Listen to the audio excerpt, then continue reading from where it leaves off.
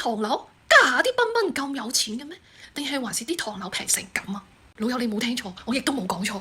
原來啲賓賓見到家下啲唐樓平到咧低於100萬，啲40-50年嘅唔緊要，原來佢哋買翻嚟係租翻俾佢哋啲同鄉啊！我覺得篤計數機又好似啱數喎。嗱，你平平地80-90萬買翻嚟，月租差極都可以租到5-6千，佢每個床位就收800到1000，就等於唔使供，仲有錢賺添。哇！你話啲賓賓幾識揾錢啊？你真係唔好話我頭先篤個計數機，哇！6000蚊10年嘅話有72萬啊，回咗本啊陰公，我都未計佢再租俾佢啲同鄉添，真係冇本生利，咁鬼死優秀嘅。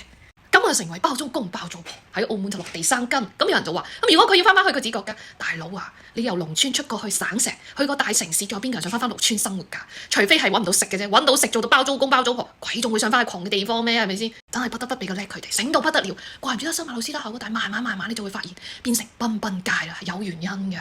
咁未來澳門嘅市場會唔會就係我哋本地人買嘅樓，全部都係由佢哋接手呢？留言話我知，拜拜。